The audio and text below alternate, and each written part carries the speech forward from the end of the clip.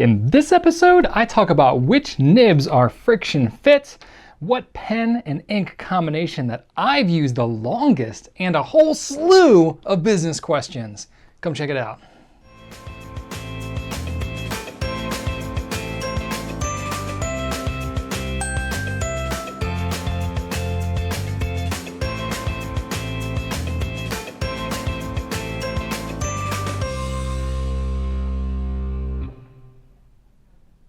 Hey there, Rhodia Goalbook here of gouletpens.com, and this is episode number 179 of Goulet Q&A. I just announced last week that we were going to be moving our company. That is coming up in a couple of weeks, and that is definitely this big, impending, looming thing around our office. It's a little crazy right now because we just finished up Ink Sample Palooza and a bunch of sales of the vanishing points and all that kind of stuff, so we were pretty busy then, much busier than we typically see in a July. This is usually kind of a downtime for us, but it's been much better than normal. Better meaning busier for us. We're not, sitting around twiddling our thumbs for sure. But then with the move on top of that, things are really busy. It's getting crazy. We are just wrapping up construction over on our new property, and we are in the process of starting to move some stuff over there. We're getting deliveries every day. We're having to split time, and several of us are having a timeshare over there. So it's getting a little crazy, and it's a lot of details to tie up. I feel like I'm kind of running two different operations right now with everything going on here with our team and the regular stuff that we got going on, plus the new space and trying to get internet set up over there and everything. It's definitely keeping me on my toes a little bit, but I kind of like the chaos a little bit. I like having new projects and stuff like that, so I'm personally enjoying it, though it is stressful. It's like work worth doing, you know what I mean? There's no greater sense of satisfaction than doing work that's worth doing. So I'm definitely feeling that, but there's some good energy around the announcement of the move. Of course, we got the moving sale going on right now for another week or so, and so that should be pretty good for you all. You get some good deals. Notice that most of the stuff that we put on sale is heavy things so that we don't have to move them. That's definitely a bit intentional on our part. Heavy things that take up a lot of space, so we're trying to clear out notebooks and bottles of ink and a lot of that kind of stuff. So plus just trying to clear out some stuff that maybe was kind of borderline. We were thinking about dropping it anyway, and we were just going ahead and closing it out and getting rid of it. So be on the lookout for that stuff. You're going to get some good deals here. This has been kind of an atypical period for us. This is more sales than we would normally do, but a lot of that's been because we're trying to lead up to the move. So that's going on. And then, because of, all the stuff around that, got a lot of good feedback from you all, good advice, things like that. It's been pretty cool. A lot of good energy around the move that we have here. It's definitely an exciting time for us here at Goulet. But then, just a lot of the questions that I got this week for Q&A kind of were, themed around, reflecting on various aspects of the business and things like that. So it's a nice mix this week, a little bit heavy on the business side, but I don't mind that because I'm very much living in that world right now. So that's where I'm at. So anyway, this is going to be the last regular Q&A that I'm going to have for a little bit. We are going to have Q&A next week. It's going to be a pre-recorded one that I've actually already done at this point, where I go back and I answer a whole bunch of questions from my number one Q&A. So if you go back and watch Q&A number one, and many of you have seen it, I answered, I think, 28 questions in one Q&A. So it was pretty rad. But it was several years ago, and I go back and re-answer my questions. You can see what's changed, what hasn't. It should be pretty fun, new format of thing. I haven't gone back and intentionally revisited questions like that before, so it's kind of a new thing in Q&A. And then I'm gonna take a couple of weeks off because we're gonna be in the heat of the move. We're gonna have equipment in different places, and it's just gonna be a little chaotic. So I'm gonna take some time off there, and we'll let you know when we're gonna be coming back. But depending on how things go, I need a little bit of grace and flexibility there. So just kind of be ready for that. And then other things that I have coming up here, if you are thinking about going to the DC Pen Show, it's coming up in the first weekend in August, I should say. I am planning to go there. Rachel and I are both going to be going for a couple of days there. We're not going to have a booth or be selling anything, but we are going to be around, and we're going to be saying hi to people and just kind of chatting and just kind of being present at the show. There's going to be some cool stuff. It's a good opportunity for us because we get to see folks like, Brian and Andrea Gray from Edison Pens. They live 10 hours away from us, but when we go to the show, we get to meet them and hang out. So that's cool. And there's a lot of other people that are kind of in the business that we get to see. A lot of bloggers, a lot of other folks that we really don't get to see except online. So to get to see in person, it's really kind of cool for us. And then of course, all of you getting to see all the same people that you are dealing with online, like me.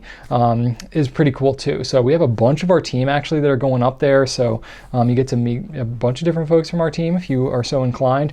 So it should be a good time, but it's literally the weekend before our move. So it's going to be a little chaotic. I'm probably going to be a little tired going into it. And then I'm going to be extremely exhausted by the time the move happens, but we'll see how it goes.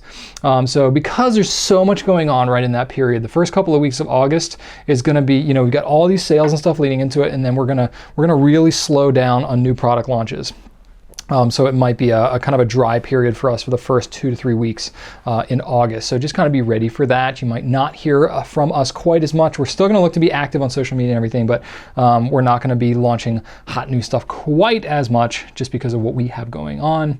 But some of the stuff that we do have that's come in already is the Aurora 88 Flex pens in both green and orange. They just kind of showed up. We weren't expecting orange, but hey, it's here. So if you're interested in those, these are very small quantities of pens, but if you wanted those, go check them out. We won't have them for a really long time.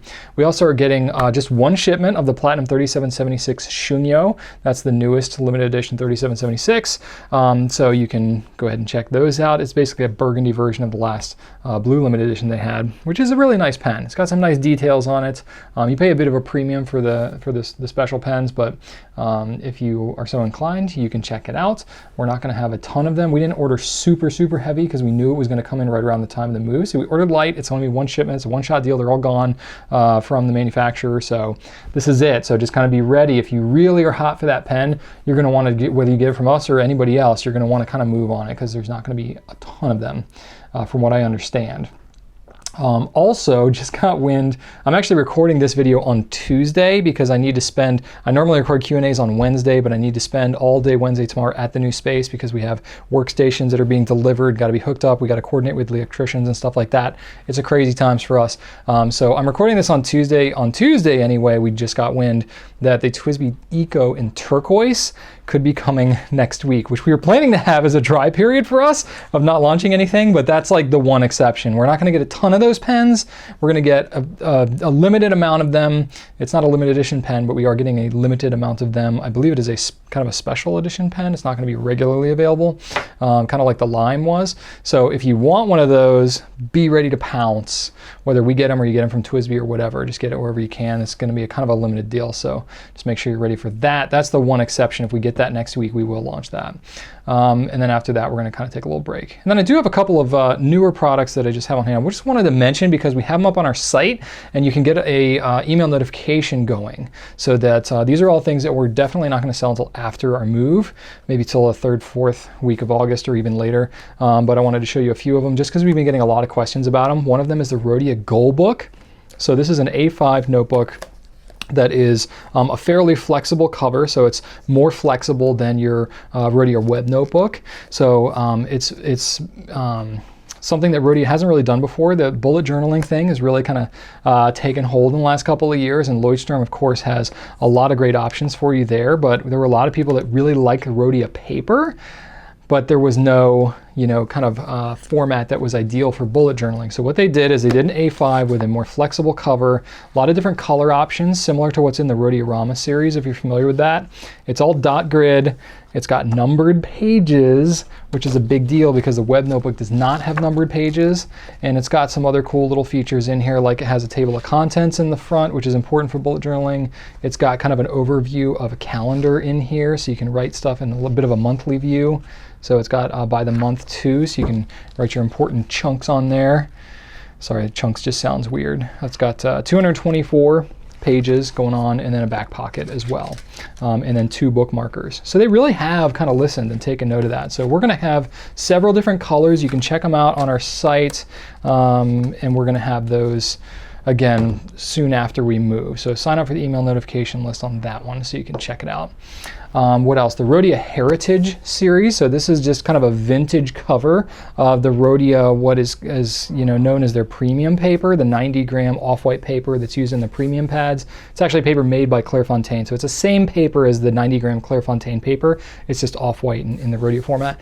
It's got that cool kind of vintage thing. You can check out the pictures on our site of the Rhodia Heritage. So we're going to have those, but you can sign up for the list on that. Something else that we're going to have coming is a Vanishing Point Crimson Sunrise. That's a limited edition for 2017. I did find out we did secure a certain number of them. I can't say how many, but it's not as many as I believe are going to be in demand. So usually with these vanishing points, we sell out of them in a matter of probably 1 to 5 days. So it depends on how hot it is, but we usually sell out of them quite quickly. So that is something you'll want to be very attentive for. They only come in a medium nib, and it's a little higher price than the regular vanishing point, but it will not be around forever.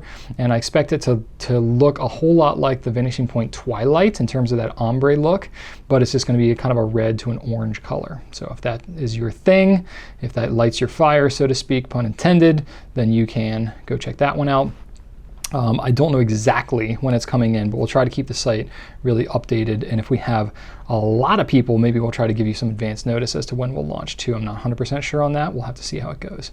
Some other things, I got a Carandosh 849. You might have seen that up on the site. We've had it there for a little bit, but I got a few of the pens. I don't have all of them. I got 3 other colors that are kind of hanging around, but pretty decent pen. So you can check that one out. I have them on the site, so you can sign up for notifications on those. And then the Pelican M200 Smoky Quartz is going to be coming out as well. I don't have an exact date for that yet, but that is going to be forthcoming. Just heard about it maybe a week or 2 ago that it was even in existence, so you can be ready for that. All right, let's get into some pen and writing questions, shall we? Just take it from the top. This is Arachnus Threads on Instagram. How can you tell if your pen has a friction fitted nib and feed without forcing or breaking it? So this one is a question that we get asked a lot because, you know, of course, if you can swap a nib, even if you're not trying to swap nibs between each other, which that is definitely an appealing aspect to a lot of different pens, especially if you have a number 6 nib, because that's one of the more universal ones.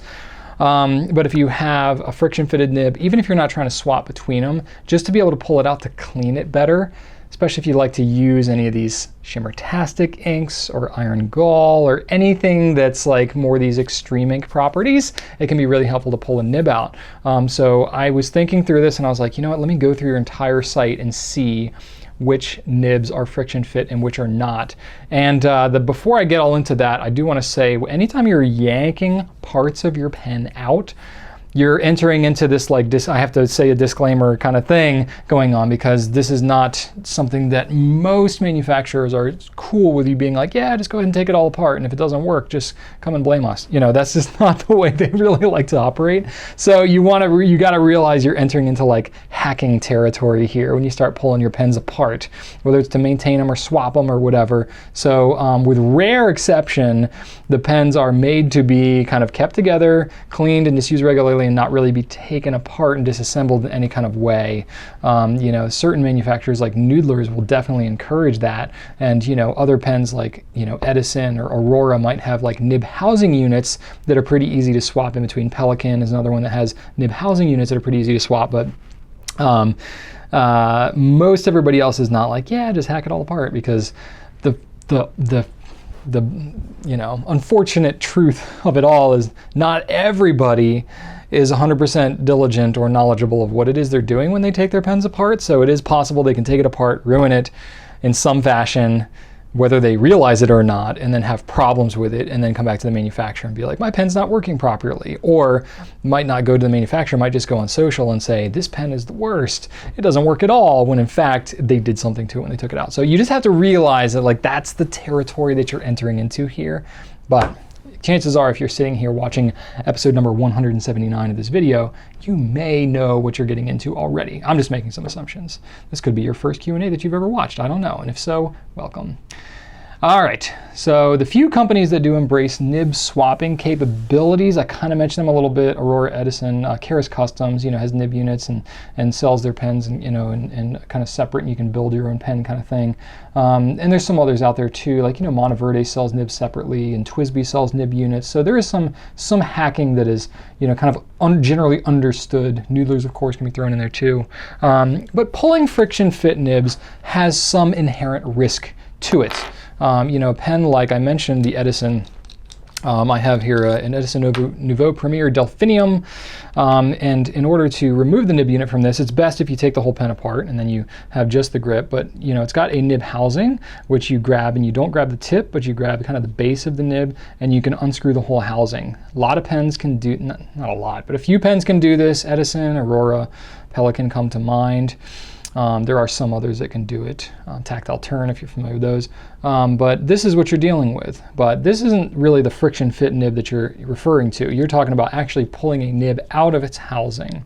So really you're literally talking about yanking it apart, pulling the nib and feed out, and you end up with just the nib by itself, which is fine inherently. You can do that, especially if you have a stainless steel nib. You know, I'll be completely honest with you, to ruin a stainless steel nib by pulling it out of the pen, I used to think it was a lot harder until I've been doing it time and time and time and time and time and time and time and time and time and time and time and time and time and time again. But now I'm like, it's almost difficult for me to do it wrong. But of course, you know, that said, I've done it a lot now, so I'm just very used to doing it. If you have no idea what you're doing, it's incredibly intimidating, and you like don't want to ruin your pen. Especially this is a $150 pen, and you're like, I don't want to touch a $150 pen. You know, it's totally cool, I understand. But really, it's not super complicated as long as you know what you're doing. So that's really the key. Okay, where was I going with that? But there is an inherent risk, you know, especially from the manufacturer's perspective, because if you start pulling pens apart, they don't know who you are, what it is you're doing, what experience level you have, and stuff like that. And especially because I can say from being on more the customer service side of things, sometimes when people start pulling their pens apart, they get into parts of pens and they're trying to explain on the phone or by email or live chat or social or whatever what it is that they've done and how they're stuck, and you're trying to explain to them how they fix it. There's a lot of like terminology and stuff like that that gets super lost in translation. So it can be difficult to kind of troubleshoot that once you get in there too. Anyway, so let's see here. Where did I want to go with this? Oh yeah, okay. So really, ultimately, when you're talking about which nibs are friction fit and which are swappable and all that kind of stuff, a lot of it comes down to trial and error, because not a lot of manufacturers, some will say, yes, you can swap them, have nib units for sale, whatever. Not a lot of them say that, but a lot of them are friction fit. In fact, the vast majority, at least of the pens that I have on my site, is that way. So if you look on gouletpens.com, I say my site like it belongs to me, but the team, our site. So any of the nibs that you're dealing with rare exception, are actually friction fit. They're not that different than this Edison one here. They may look different, they may have different feeds and different arrangements and stuff like that, but most of them will just be friction fit. You can pull them out. Some are harder, some are easier, some have to be in a certain way, some don't. So really that's what you're dealing with. So I could go down my website and on the side and just list you every single pen and be like, yep, that does it, that does it, that does it, that does it. But I think it's actually easier for me to say which ones don't do it, because seriously, it's like 90% of the pens, maybe even more. So the pens that are not friction fit, the Aurora Duo Cart is one. It's got a hooded nib, and you can't just yank it out of the front. You got to pull it from the back. So that's one. Lamy 2000 is kind of the same way. Again, any pen with a hooded nib is not just going to be friction fit like that. You got to pull that out. And the Platinum Cool, or the Platinum Balance, same arrangement, is also that way. It looks like you should be able to pull it through, but you actually kind of unscrew it and pull it out of the back as well on that pen. Really, that's kind of about it. Pretty much everything else is friction fit, not unlike this Edison that I have here. Some exceptions here. You have the Pilot E95S and the Sterling, which have inlaid nibs, which are a little trickier to get out of there, but they are still friction fit. You can actually just kind of slide those nibs right out of there. The feeds don't come out, but you can slide those nibs right out of there. And the Pilot Vanishing Point and Decimo.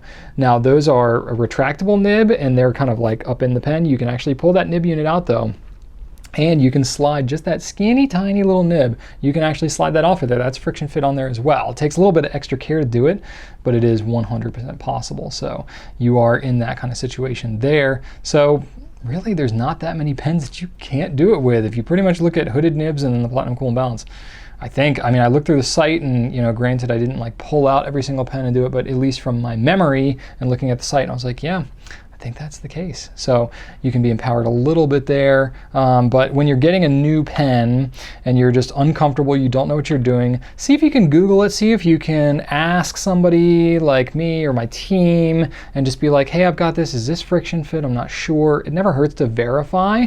And then if you can see if anybody's got a YouTube video or a blog post or anything like that where they've actually done it and you can see a little bit of demonstration. The main concept is not that different on most pens. You know, you want to make sure that you are grabbing not at the tip of the nib and not on the sides of the nib, but basically you want to put one finger, whether it's your thumb and your index, at the base of the feed and on the surface of the nib at the base.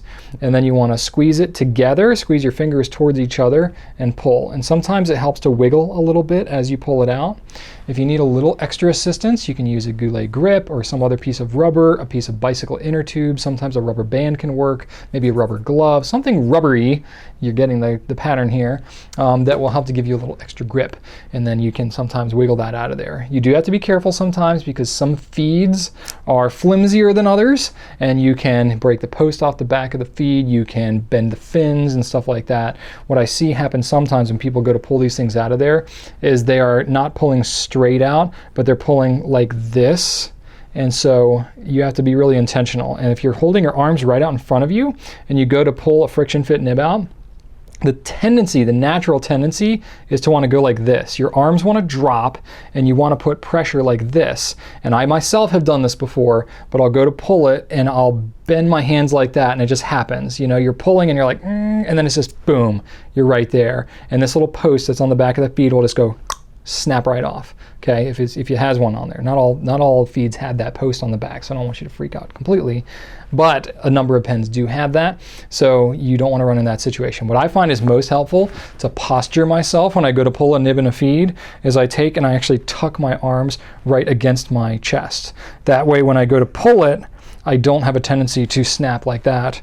I just pull it and I use rather than use my arms to pull it apart, I use just my hands and I put a little bit of pressure right here at the base of my thumbs, right against my body, and I use that and just kind of pull my fingers and I pinch like this in this motion. And I do a short motion. I don't do a big, when you do a big grand gesture like that, you're putting a lot more force than you need to on it. Literally all you need to do is almost kind of like take your fingers and press them on each other and kind of use your fingers as a lever to just kind of like, whoop, you can see that little bit of motion there. So sometimes I can do it just with my fingers and just inch it out a little bit at a time. That's 100% cool. Or sometimes if I need a little extra power, I'll put it up against my stomach like this, and I'll try to pull just a little bit at a time, you know, in a straight motion. You're not trying to go for tug of war with yourself here. So that is how I pull friction fit nibs. So good luck to you in all of your nib pulling adventures, and don't blame me if you ever have problems. Okay? All right, Andrew Smithing on Instagram has our next question, which says, what fountain pens would hold up to a rough day job? I am a part-time bladesmith and full-time machinist, and heating and air conditioning isn't a thing in either job, and I tend to bump into heavy objects. Summer gets close to 120 degrees Fahrenheit and winter is in the 40s. My current fountain pens break or leak heavily. Thank you. Well, part-time bladesmith and full-time machinist. That's pretty rad, gotta say. So you like to do stuff. That's cool. I definitely have some pens. I will say before I get into a couple of the pens that I mentioned here that you may be pushing the boundaries of practicality in terms of a fountain pen. Now, I am all for fountain pens, trust me, and I love them and I use them in every circumstance that I can. But I am also somewhat of a practicalist or a realist to know that a fountain pen is a tool, and it is not the tool for every job, just as you as a bladesmith know that one tool doesn't do everything equally well. A fountain pen is also that way. So fountain pens work great for a huge number of writing related tasks, but you may be crossing into a territory where you decide it's just not worth the hassle, and you have to determine that for yourself. That said, I'm going to tell you my best advice to try to set you up so that you know if you reach that point or not. So, Karas Customs is a pen that immediately comes to mind. I have here the Fountain K. This is the smaller pen. They make a bigger one called the Ink, which is even sturdier. But in the video that I did to introduce the Karas Customs pens, I literally chucked this pen across the parking lot twice and then ran over it with my car. And other than a couple of little nicks and scratches, it is no worse for the wear. In fact, now I've got a little bit of flare at the end of my cap because when I threw it across the parking lot, it landed right on the cap, and the momentum from hitting on the asphalt actually forced the body of the pen into the cap and flared the cap a bit. It's not much, but you can see just a little bit. So if I can handle that, it can pretty much handle whatever heavy object that you're bumping into, because I'm sure you're not slamming into asphalt at maybe 60 miles an hour. Unless maybe you are, and then you should probably consider a different career. But anyway, the biggest problem you're going to have is leakage, particularly when you're dealing with the kind of temperatures that you're dealing with on the upper range. When you deal with really, really hot temperatures, that's when you get into situations where it could be troublesome for you, because the hotter it is, the less kind of stable it becomes, and you get more of a tendency for leaking. And that just might be a fact of life for you with the way that you're operating. I think that's actually going to be more of your issue than it is the breaking, because you can get some durable pens, but the leaking thing, you're just dealing with physics. You're dealing with ink and water, and it needs to flow a certain way. The cold, I don't really see as being so much a problem. Where you're going to have the biggest issues with leaking and stuff like that, yes, if it's really hot, that can be an issue, but really it's going to be more when you're dealing with temperature fluctuations. So if you're in a hot environment, 120 degrees, whatever, and you go and take a break and you're in air conditioning, it's going to cool way down. And then you go back out, and then it's really hot outside. You have cool air inside of your converter or inside of your piston or whatever it is, and that cool air is going to be imbalanced with the hot air that's around there, and you're going to have a tendency to have leakage happen. So that is something that you're going to have to just kind of be aware of. And plus, if you're moving around a lot and jostling, you just might get some ink splatter inside your cap. Whether or not it's terrible for you or not, I think if you have something like the Karas Customs, it's a standard international converter, so it's not a huge ink capacity that you're dealing with, so I think you would be okay in most circumstances. When you deal with pens with higher ink capacity, that's where leaking can become even more troublesome. Another pen that is pretty solid, a little bit less expensive than the Karas Custom, is Lamy Safari. It's known as kind of just being a great workhorse pen, particularly if you like the matte versions. I don't know, that's more of an aesthetic thing, but I find that is just really good for like dirty environments. Gives you a little bit better grip on the pen than the slick ones do, so that's something worth considering. There's a charcoal one. The Lamy Petrol, which is out right now, is another option for you. Another one to consider, kind of a cheapo, is the Jinhao. Really, any of the Jinhaos. This one's an X750, kind of the matte version as well, but it's a pretty solid pen, so you can bang into it a little bit. You're gonna be kind of in the same boat with like the Lamy and the Karas Customs and stuff in terms of the ink leakage and stuff like that. You're gonna have to watch out for that. But any of the converter pens, it actually is gonna kind of work to your advantage to be a converter pen in this instance, because the greater ink capacity you have, especially if the ink level is low, you end up with a lot of air inside the converter or inside the piston, and then that's where you can get more leakage due to temperature and instability and stuff like that. Of course, you also have the Pilot Metropolitan, which I don't have on me at the moment, which I just realized. I think I have in my backpack, but most of you are familiar with the Metropolitan anyway. But the Pilot Metropolitan is one that is failing to, where the heck is my pen? Here it is. See, I normally keep this at my desk, and I grabbed it for some reason and put it in my backpack. But anyway, so Pilot Metropolitan. The grip is a little thin, it's a little slick and all that, so but it's an inexpensive pen. It's pretty darn durable. So this is one that I would definitely recommend as well. Put it back in its home.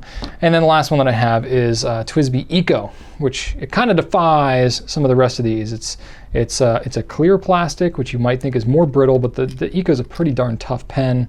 It does have a larger ink capacity, so that's something you need to watch out for. If you keep it full more, you're gonna have less problems with leaking. I know that might seem kind of contrary, but the more ink you have in it, the less unstable. Unstable? That sounds weird every way that I'm saying it, and I'm saying it the same every time. Anyway, the stability is less compromised when you have the ink level full, so that is worth a consideration. I had a note here to mention something about Noodler's pens, just because the bodies of the pens are extremely durable. They're very crush resistant and stuff like that because of what they're made of. However, your bigger problem being the leakage thing, it's going to be even worse with the Noodler's pen because those feeds are just wide open gushers because they're flex pens. So even if you swap the nib on that with, say, a Goulet nib or something else that is going to not be a flex nib, I wouldn't recommend really a flex nib in a heavy work environment like you have here. But even still, it's going to be a very wet feed and you might have even more leakage and stuff like that. So just be on the lookout for that. So hopefully that can help you out. I'd love to hear back from you which one you decide to do. All right, got an ink question. This is from Tintapepel on Instagram. Do bottles of fountain pen ink have expiry dates? So does ink expire? And I feel like I've been asked this a bunch of times before, but I'll be honest with you, after 179 Q&As, I just can't even keep track anymore. So I was like, you know what? Let me just answer at least part of it in a way that I don't think I have before. You know, I'm not that old, really. I'm actually quite young, but I feel like my memory sometimes is going because I've done so many Q&A questions. They all just kind of blend together, and I'm like, I swear I've answered that before. And this might be one of those situations, so please tell me if that is the case, and I'm sorry, and just skip ahead if it is. But anyway, does ink expire? I get asked this question a lot, and it is of concern because you're investing, you know, a fairly decent amount into a bottle of ink, and you may or may not go through it often. You may be like me and acquire more bottles of ink than you could possibly ever use in 12 lifetimes. And so you think, okay, am I just using, you know, 2 converters full of this ink and then it's going to sit there for the rest of my life? Well, first off, that's what ink samples are for. So if you absolutely love a bottle and you think you're going to use it, that's great, but you can always test out ink samples first. And then you can be like, yeah, I like it, but I know I'm not going to use a bottle of this. Let me be real with myself. So that's one way where ink samples can actually save you quite a bit, is because you get to see how much you like something and then only buy the bottles of the stuff you really love. Anyway, that said, if you already have bottles and you want to know how long they're going to last, most fountain pen inks do not have expiration dates on them. So you are kind of left to guessing. Now, because it's not like a food-based product or something that is going to expire in a relatively short period, I don't think there is, any type of need or regulation or anything, at least I'm assuming not, because there are none on any of these inks, that there is any sort of expiration date. You know, they do have preservatives and other things, biocides and things like that. Most pen companies have that kind of stuff in their fountain pen inks, so they really will last quite a long time, especially if you're storing them properly. If you're keeping in a cool, dry place, it's outside of direct sunlight, it's properly sealed, it's really going to last you years and years. Now, of course, how much you use it and the contaminants that you have in your pen and the environment that you have around you is all going to be a factor. So I can't say with 100% certainty, if you have a bottle of this, it's going to last you 7.42 years.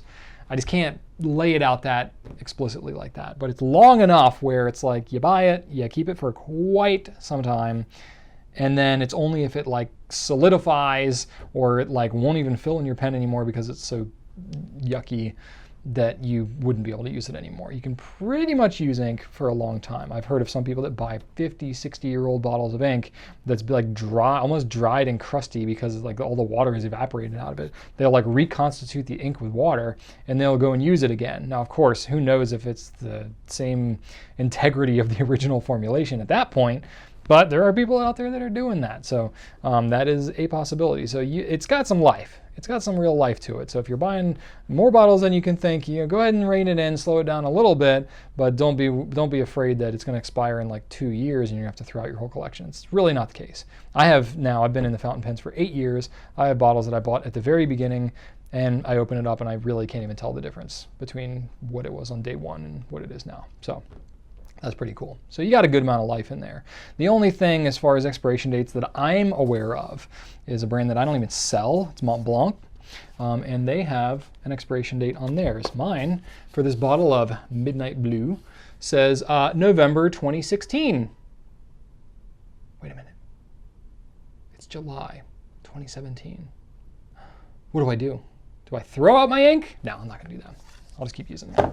I haven't used this. I think this like maybe once, if I can even think. Really, I bought this because I wanted the bottle, because it's got a cool bottle. You know, I don't sell Mont Blanc. If anybody from Mont Blanc is watching, I really doubt that. But if you are, hit me up. Love to sell your products. But anyway, it's got this cool like shoe shape here. And I heard that they were going to change these bottles or they might go away, whatever. I still don't even know, but I bought one because I wanted to have this historic bottle shape, and it was a blue color, so I bought the blue. Really don't think I think maybe I've used it, maybe I've never even used it. I don't know. I think I have an ink problem. Anyway, let's get into some business questions, shall we? I prepped you and I said at the beginning of this Q&A that I was gonna have a bunch of business questions, and I do, and here we are. Before I do, I'm gonna take some sips of water so that I can be nice and hydrated for these questions. Great. All right, Renee O on Facebook says, I've been wondering what your management style is. What would you say is your greatest strength and weakness? Would your employees agree? You have a great team. Go Goulet. Thank you, Renee. I feel like I'm sitting in for a job interview here. I never get asked what my greatest strengths and weaknesses are. Oh, that's just funny because I ask that for people. So, you know, as far as management style, I don't really think about this all too much. I do a lot of self-improvement stuff. That's what all these books are for. I do a lot of business leadership reading stuff. I'm very big into that. In fact, I have a Q&A question that's coming up right after this. It talks about books. But my management style, so I was like, are there like particularly like popular names of management styles out there? And I just like Googled like how to know your management style. And I looked and it's like everybody's got different tests and assessments and they call it all different types of things. And I was like, this is ridiculous. I care much less about what it's called and more about what it actually looks like. So for me, I've always been driven by lead by example, right? Like I was raised by my father, who I loved dearly and was a great teacher, a great example to me. He was big into explaining how to do things, empowering me through education, which is why I care so much about this kind of stuff, is because my dad took that time with me as a kid and really taught me how to fix things around the house, how to do all various sorts of things, how to do aspects of business. And so I have very much carried that on. I do that with my team. I'm very much willing to go and learn something that I've never done before. And then if I figure it out and it works kind of well, bring others into it who maybe don't know it 100% and teach them. People I care more about like really good character and really good, you know, integrity and morality and stuff like that. And I bring good people in and then teach them how to do it. Like that's how Goulet Pens has really kind of sprouted up and come about. We haven't hired tons of top level talent from various other areas and brought them in. It's been much more of like grow from within. So I'm very much like a lead by example. I will do something first if I can, and then figure it out and then teach it away. And then I take on the next thing, right? Like that's kind of my style. I'm also really big into, as much as I hate the term servant leadership, I definitely like the principle behind it, which is my whole idea of like, you have the whole idea of like the pyramid, right? Like the CEO at the top, and then you have your directors and you have all your other people and your managers and then your team members who are doing the work at the bottom. So I personally am much more of like, let me flip that upside down. I view it more as not I am the almighty, you know, submitting my vision and everyone must execute and carry it out. I'm like the opposite of that. I'm like, okay, it's my job to help and support everyone in this company by providing clear vision and by providing some direction. And if all of us can get on board, then we can go forth together. That's more my style.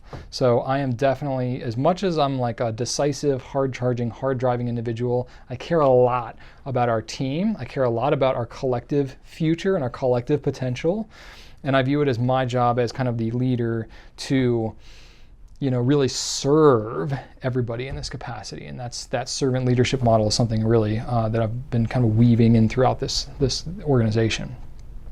As far as strengths, I'm definitely a futuristic thinker. I have a willingness to work towards win-win solutions whenever possible, you know, especially if it's with customers. If I can have something where it's like, if we can win, if you can win, if everybody comes happy, that's great. If there's a product issue or something and we can kind of be a liaison between a customer and a manufacturer, we can help with design elements, or we can do something. I'm never looking to like, oh, let me just take and take and take. I'm like, well, here's things from my point of view. How can we make this a win for you too? You know, perfect example of this is we had to work out something with our new building. The window tint that we had was stronger than what we have in our current building, and we had some concerns that came up because some of the environmental photography that we do with the natural light, it was going to be too dark in there with the new stuff. So we had to go to our new building owner at our new space and let them know about our concerns and ask if we could actually remove the window tint for those windows where we're doing photography. And of course they had concerns because they just bought this shiny new building. We have a new owner and they want a consistent look and proper curb appeal and stuff like that. So we had to kind of like come up with a win-win solution around that. So that is like, I get really excited about doing that kind of stuff, and I can usually resolve those pretty well. Weaknesses for me, I work too hard and I care too much. I'm just kidding. That's your typical typical job interview kind of answer. No, I have two glaring ones. I'll give you a 2 for the price of 1 here. Number 1 is that I'm very task driven and I'm quite decisive, which is a huge asset when you are an entrepreneur starting a small business and you have a zillion different things to do and time is of the essence, and you just gotta, done is better than perfect, and you just gotta execute. That works out really great. That mentality has to shift quite a bit when you get a team of 41 people.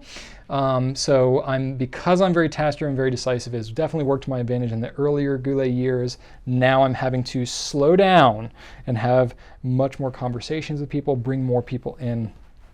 So what happens is I often can overlook the impact of my actions or my decisions, especially if I'm purely just like, here's a problem, let me solve it. And I can either, number 1, not empower others and allow them to solve it, which then makes me the hero in the moment, even though that's not my goal. My goal is to, here's a problem, I want to solve it. But with a team that's this large, I need to sit back a little bit and like ask more questions and get other people to kind of see the solution and guide them and teach them, to empower them to take care of those things on their own. Otherwise, I will always be the one who has to solve all the problems. And that is a trap that a lot of people who are small business owners that are founders that end up growing a company, they end up getting trapped, because if you're the only one that can solve all the problems, all the exceptions and all the things like that, you end up being a firefighter 8 to 12 hours a day. No one else is empowered. All the problems come to you. You're a bottleneck and all that. And I have to actively fight against that every single day because it's not a natural thing for me. And also, when I make those quick decisions, I can overlook the feeling side of things. So a people side. So because I'm much more of a task-driven individual, and I care deeply about people, but it's, how they're going to feel about something isn't foremost on my mind when I'm making a quick decision. And so there can be feelings that get hurt in the process. It's not my intention, but that has been a pattern of things that have happened for me. And then another thing is that I'm so looking forward towards the future that I seldom stop and celebrate accomplishments. And I have a team now, and I've taken so many different personality assessments and all these other things, and I'm very aware of it, and I have others who are really good at stopping and celebrating things, so I defer to others to really help to recognize those moments, and we build time for that now, because really if it was just me, and Rachel's wired very much the same way, we're both like really hard driving, hard working, and we will just go and go and go, and we'll complete some major initiative that was just blew it out of the water, and we'll be like, oh sweet, we finished that, awesome, we'll celebrate for like 30 seconds, and then we're on to the next thing. And it's just, that's really demotivating to others who are helping us along the way. That's me and Rachel's natural style, and that's fine. That works fine in our like home life a little bit, though we have to do a good job of celebrating stuff with our kids so that we don't pass that along to them. But anyway, for our team, we really want to stop, and like this move is a really good example. There's million details. We've been planning and preparing this for forever, making sure that we're stopping and being like, hey, let's take time to stop in the middle of this move and all have a meal together and just like sit back and be like, wow, just look at this. this is an incredible experience. We're all together. You know, like we intentionally had one day a couple of weeks ago where we closed up shop early. We had everybody drive over to our new space to see it all at once, and it was like, let's stop, mark this kind of historic moment. We're going to take everybody through a tour of the building, and then we're going to break out and talk in teams and stuff like that. And it was just like stopping and just having those moments is something that is become a learned attribute for me. It wasn't a natural thing for me, but it is something that I've had to learn. So, little insights into Brian Goulet here. You know, you asked, would your employees agree? We don't call them employees here. We're all team members. But I would say this is more or less accurate. Everybody's got a lot going on, so I didn't want to disrupt anybody and go ask them for the purpose of this question. But I would say more or less that they would agree. Whether or not they believe this is the most important, whatever, maybe not. This is just things that I am observing about myself. But certainly there are more things that I have other strengths and other weaknesses on top of that, but I would say more or less everybody would probably agree with that. So little insights into how I am here. All right, another business question. Let's do it. This is from Low Country Impact on Instagram. What 5 books and in what way have helped you build your company has become? Thanks. Have helped you build what your company has become. I just can't read. And what 5 books and in what way have helped you build your company? Okay, so I have 5 books right here. Granted, I have a lot of books, and a lot of them, yeah, there have been some books that I've read that where I'm just like, this was a huge waste of time. I gained nothing from this. That's rarely the case. Sometimes it's like, oh, okay, just kind of reinforce some things that I know. Other times it's like, you know, I never thought about it that way. Or, you know what, that sums up exactly what I've believed. I've just never had it in words before. So that happens sometimes. But the most impactful ones for me, my list of 5, at least as of right now, are ones that, looking back on my entire 8-year history with Goulet Pens, I thought, what has really helped to change the course and changed what's happened in our company? Not just books that I liked or things that I resonated with me or whatever, but that actually caused a shift in my behavior or a change in something that we do in the company that had some kind of long-term impact. So that's what I'm going to cover in these 5 here today. I have no affiliation with any of these folks. I just happen to like their stuff. And I've met most of them in person at this point, actually. Number 1 is The Dip. I'm actually going to go in chronological order here. The Dip is this tiny little book from Seth Godin. Seth Godin likes to write these really easily consumable books. I've actually got this one autographed, which is kind of cool. You wouldn't be able to tell what is going on there, but that's how he autographs his stuff. A very, very short book. The whole concept is if you are going through something hard, there is this curve called the dip. And let me see if I can find a picture that shows it. Probably should have marked this ahead of time, but you know, I got a lot going on, so I know you'll forgive me. Where is this magical image that I'm looking for? I don't know that I'm finding it. Yeah, give me a hot second. There it is. All right, I'm going to zoom in a little bit. There is the dip, right? So if you look at the dip, these are results, this is effort. When you start out, you achieve a lot of results with a little bit of effort. As you go along, you enter into what's called the dip, where you're putting in even more effort, but your results actually go down. This is where it's not so fun and easy anymore, and it actually gets kind of hard. If you can work through the dip, you then come back up and you achieve a lot more results. That's really the whole concept of the book. So a lot of times what's difficult is when you enter into this dip, this hard part, you don't know whether you've entered onto something called the cliff, which he has on here, which is really just, it gets hard and then it just drops off and your business model doesn't work, or the economy tanks and it's just not an opportunity anymore and you just fall off the face of the earth. That's rare but scary. What more often happens is something called the cul-de-sac. So this is where you don't see a huge climb and you drop off like the cliff, but it just kind of goes along and you see some success and you just kind of stuck and stuck and stuck. And you're like, you know what, maybe if I write out, maybe if I do one more trade show, maybe if I do this, maybe if I launch a new website, maybe if I, advertise in this medium, and just nothing really gains momentum. That's called the cul-de-sac. And reading about the cul-de-sac in his book, The Dip, to me was what happened when I was making pens. I was hand making pens pens out of wood. I was doing trade shows. I was doing all that. I had passion for it. I was selling some, but I was just treading water. I was never able to really take off with it. And at the point that I read this, it was right after I'd attended the DC Pen Show in 2009. So I was familiar with the fountain pen world at that point, and I saw some potential there, but the whole pen making side of things, I was like, dang it, this is a friggin' cul-de-sac. And I was like, if I can't find a different way to do things, I'm just never gonna get anywhere. And then later on, maybe about 6 months after that, after I started doing the retailing thing, I was doing the fountain pen retailing with the ink and paper. I was manufacturing my own pens, which was not really going anywhere. And I realized, like, I need to kill my own pen manufacturing passion and focus solely on that. So I went all in on retailing and gave up manufacturing my own wooden pens because of the book, The Dip. So that was the first one. Right around that time that I was going through that, I read Gary Vaynerchuk's book, Crush It. Now, I'm a big Gary V fan. He's got a mouth like you wouldn't believe, but you know, if you can get past all that, he's got some really, really solid stuff. And his first business book that he wrote a book about wine, but this was his first kind of business one. Crush It was really phenomenal. And I pulled a couple of things out of this one, actually. One of them, which is the most important and impactful for you especially, is because of what he did in the wine world. He started doing videos and reviews and blogging and stuff like that. I saw that and I was like, I need to do that in fountain pens. And so I decided to do that in fountain pens. And then, so that's basically, this book is the reason that I do videos and started doing blogging and really social media to a heavy degree.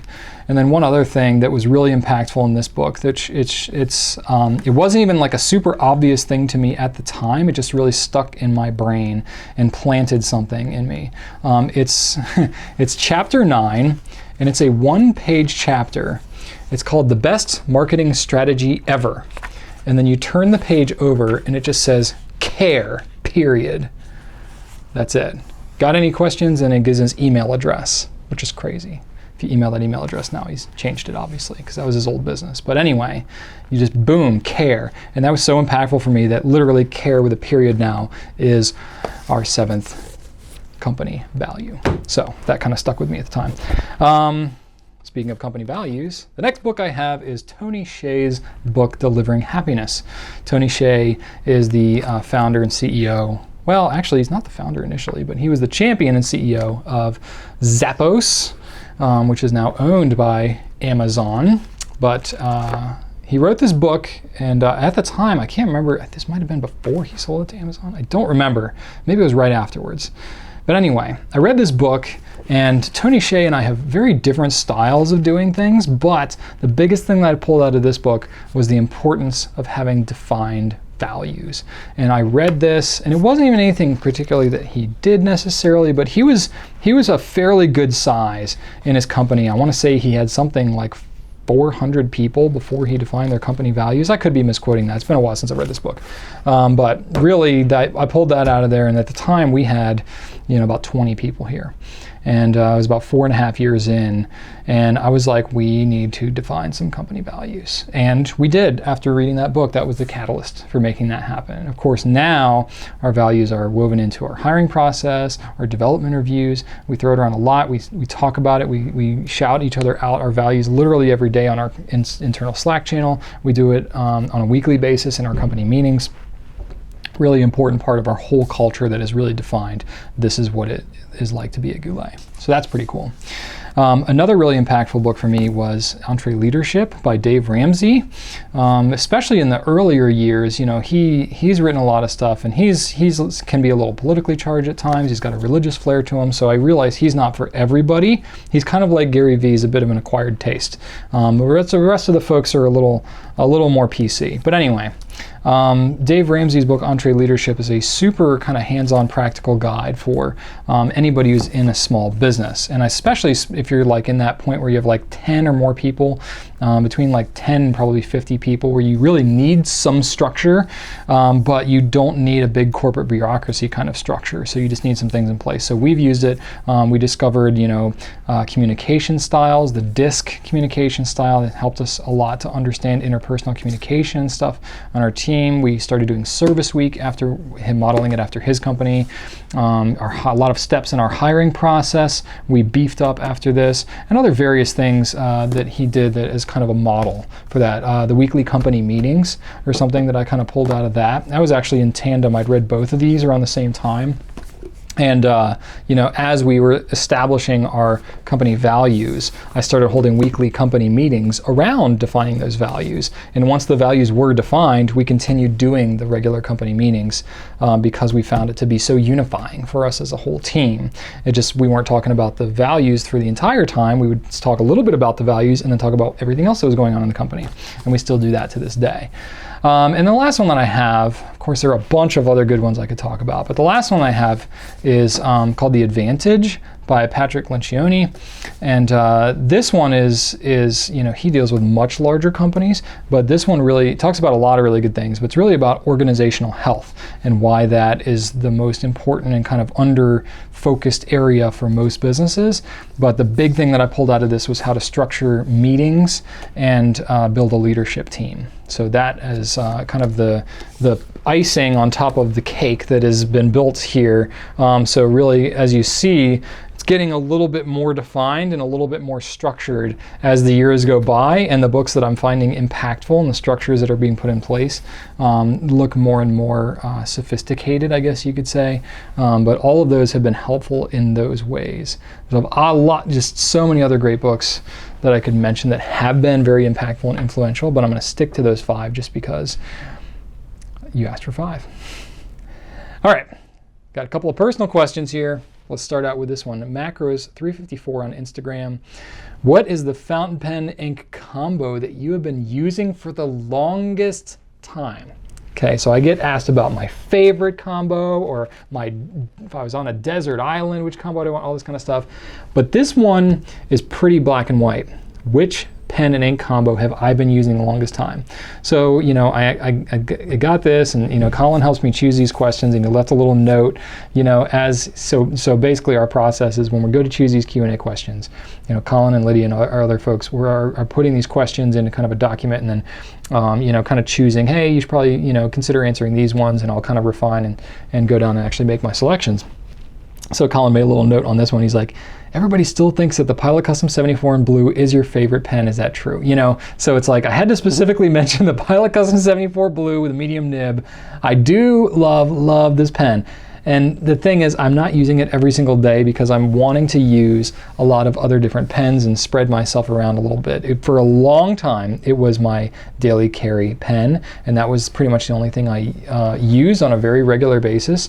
So the Pilot Custom 74 in blue was with Noodler's blue, started out as my, if you'd asked me this, 5 years ago, that would have been my answer.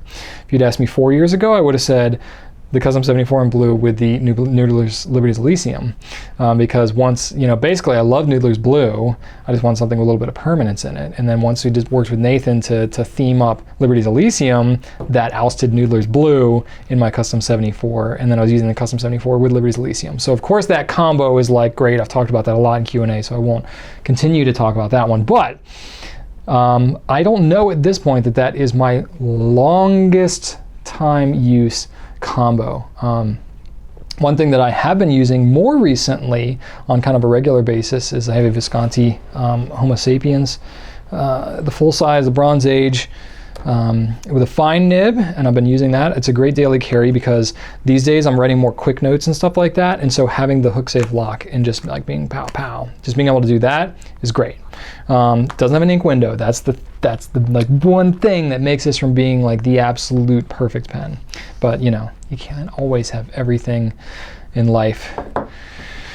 What is it? You can't always get what you want, but if you try sometimes you get what you need. So anyway, Not that you're really like suffering if you have a Homo sapiens, right? But using that with Diamine Marine, I used that for like a solid year and a half, which was pretty good. That one, I don't know, I didn't clock it like exactly, but that one's brushing up against the Custom 74.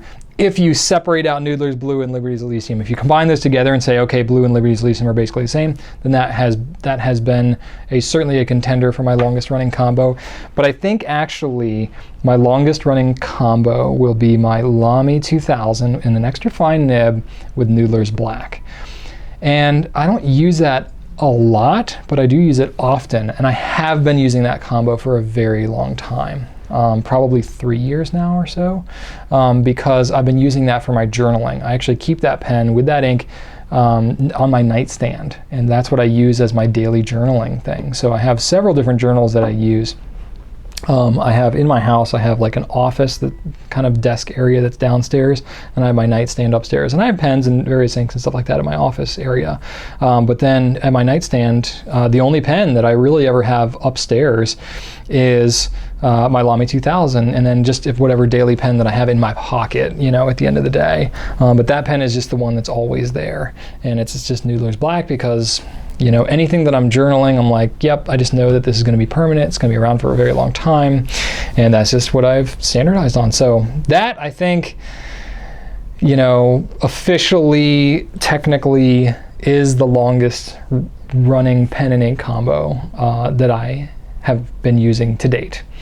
Will it always be that way? It's hard to say, but it's such a great combo. And you know, I will clean that pen out once every 2 months, and it just always works.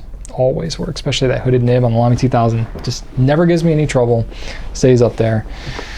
What I'm surprised is I have 2 kids that are 5 and 7, and I'm surprised none of them have ever grabbed the pen and like try to just shake it around or anything, because if that Noodler's Black got onto like a white bed, you know, cover thing, if that ever got on that would ruin it. But haven't had that happen yet. Knock on wood. Right. All right, and let's close out this week with one final question that is a personal one.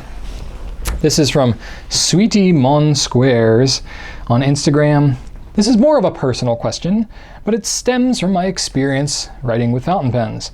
Since watching your interview with writer Carol, I have revisited all my bullet journals since 2013.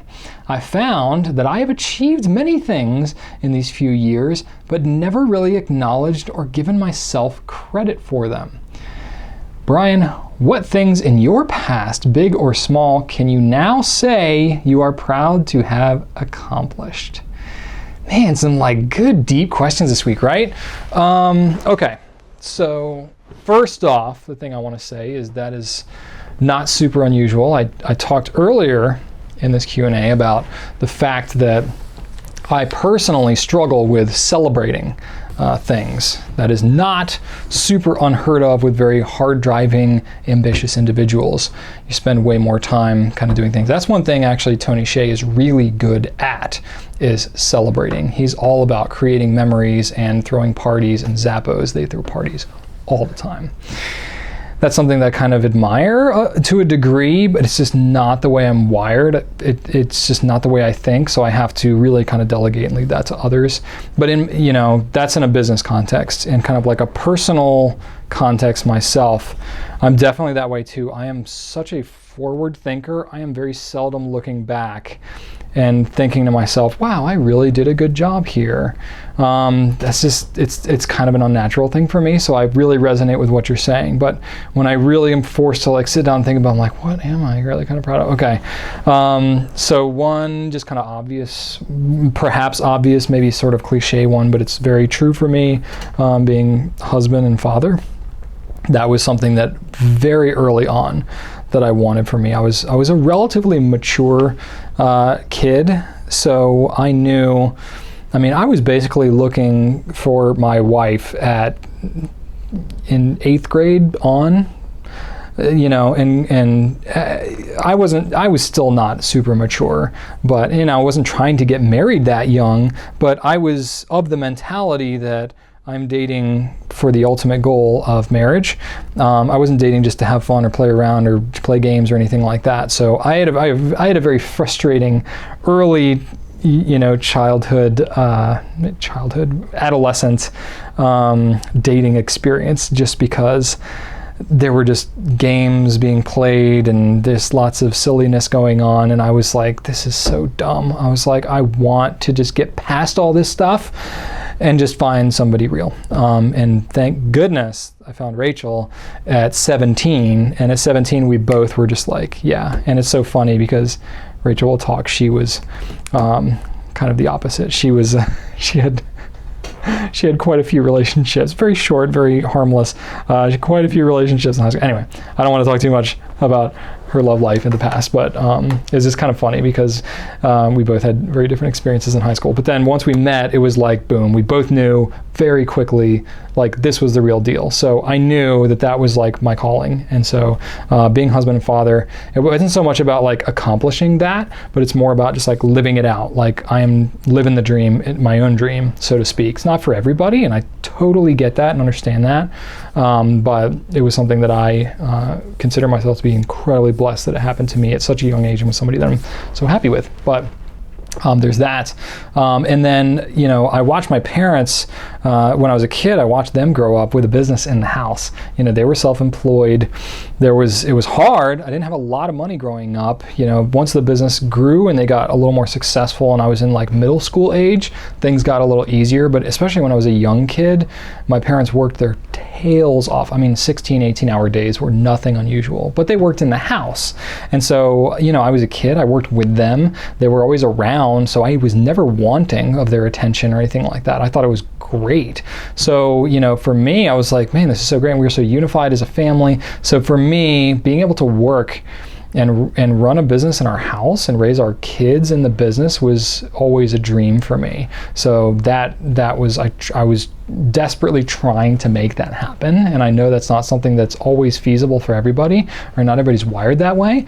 But man, am I so glad that that's happened. And of course now it's grown into anything beyond I could have ever conceived, which is, it's a challenge in and of itself. I thought at this point, like literally Rachel and I thought by the time we had our second child, maybe she would be able to stop working and we could both work together at home.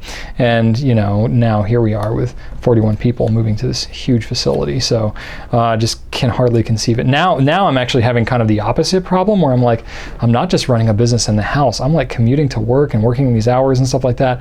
I need to think about how can I incorporate my kids into this life without, one, having them be like super entitled, because we've achieved way more success at an earlier age than my parents did, so I can't really use them as a model for how I was raised necessarily, because it's like I have to intentionally teach my kids things a little bit differently just because of what they're growing up with.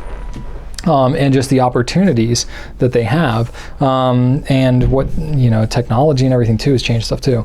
So, that is definitely a consideration. But anyway, that's a bit of a diversion. But I wanted to share something else with you all, because I thought this would be particularly meaningful, not only because I have a journal from my past. This is a very special Q&A question, in my opinion, so I hope you're ready to get a nice little nugget. I saved it towards the end because I wanted to reward you for getting through the rest of this Q&A. But I have this journal. This is actually a Quo Vadis Habana from 2009. This is back when they had white paper in the Habanas. So voila, you'll see that now. They do not have white paper. This was 8mm ruling Clairefontaine white paper, which I loved. I'm disappointed they ever changed it away from this, but that's all right. And I have some notes that I actually took with my terrible handwriting. It's kind of interesting. I have some, notes of just like various business ideas and things. I have a book, I mentioned Crush It just a minute ago. I have some notes from Crush It as I was reading it for the first time. I have notes. This is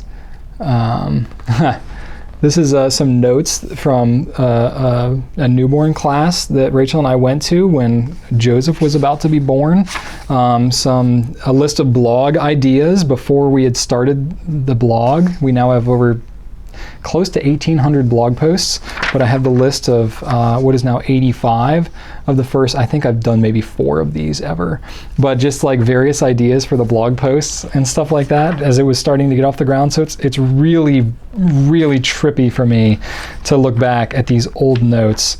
And unfortunately, I've not taken diligent notes all throughout the process, but as I was first getting into fountain pens, I took somewhat more diligent notes.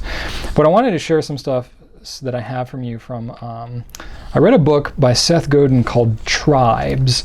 It's another kind of short little book, but it's a worthy read if you are interested in kind of doing anything that's around building a community. The notes that I have are from January 5th of 2010. And I'll read some excerpts. This is literally, I believe the ink that I was using was Jerbon. Which one is this? Oh gosh, not Bouton d'Or, the other gold one. Amber de Bermani. And writing in my cursive, and I look at it now and I'm like, oh, Brian, your cursive is an attempt. Okay, so here goes. We're gonna have a little story time with Brian, shall we? Okay, and it's just gonna take me a couple of minutes, so just bear with me here. All right, so I wrote down thoughts after finishing the book. So this is just not really detailed notes on the book, but just stuff that was kind of coming to me. Leadership is really the key for wherever it is I'm headed. Keep again in mind, this is 2010, so this is, what, years ago. Do that math. Leadership is really key for wherever it is I'm headed. I don't know specifically what it is I'm supposed to do at this point in time, and I'm generally okay with that. I need to worry less about the details of what it is I'm trying to accomplish and focus more on my passion and inspiration. I find that I tend to put obstacles in my way when I start to get into uncharted territory, and that hinders the effectiveness of my passion and inspiration. It's evident to me by now that the reason I've had a lot of the success I've had with the business is because I've been operating purely on passion. Perhaps there is a better way that it can be done, but the key to success is to realize who I am and what works best for me so that I can do what I'm meant to do best. There's more. Keep in mind, I'm 25 when I wrote this. It's exciting to me to be on the prospect of launching a truly successful career based solely on pursuing my own passion, to the point where I am yet again staying up past 2 a.m. obsessing over pens and writing. I've already been introduced to some of the most passionate fountain pen aficionados. These are the ones who are already pursuing this passion, who are just dying to follow a leader like I see that I can be. I don't know the most about pens and writing, and that makes sense. I really don't have any experience with it, so there's little education that I can provide to my most loyal fans. It's funny, right? But what is inspiring to them is the fact that I am embracing a whole new way of doing business. Now keep in mind, for timeline's sake, there's more. For timeline's sake, this was about 6 months. No, not even. This was about 4 months after I attended the DC Pen Show in 2009. So I literally had just discovered fountain pens 4 months prior to this, and this is what I'm writing about. Anyway, there's a little bit more. Thoughts about the blog. Complete and total honesty about my naivety with writing experience will be key. The story of how I got into pens and the sheer passion I've found that fountain pens in particular attracts will be what inspires this movement. People will see the journey I travel as I learn more about each product. They'll be able to learn what I'm doing as well as be entertained and inspired. Rather than putting on a front and trying to appear as an expert on each subject, I'll be completely upfront and open about my inexperience. What I struggle with about the blog is what Gary Vee said in his book about being an expert so that people will return to you. It will be 20 years before I would consider myself to be an expert in most of this stuff. For Gary, I think people rely a great deal on his palate and colorful descriptions of the wine he's tasting. I'm just not sure if the exact formula applies for the products I'll be reviewing for Ink Nouveau. We'll just have to find out. Isn't that cool? I just I don't know. I get like goosebumps when I read that. It's so true. And you can see even, gosh, 7.5 years ago now, that I really have kind of done that, and I'm still doing that. I'm still pursuing that. It's so fresh in my memory when I remember exactly where I was when I wrote this too. Like I'd finished the book. Rachel was asleep. I was in bed in our old house where we started the business, and it was a cape, and it had very low ceilings, and it was hot as all get out. Sorry, my timeline is off. It was hot in the summertime. This was in January. I wasn't hot in January. I was freezing. But anyway, that house was so stinking hot in the summertime. It was just unreal. But I remember I was sitting there, and I was like sitting up in the bed as I was writing this, and I was just like hunched over, just like free flow kind of writing it.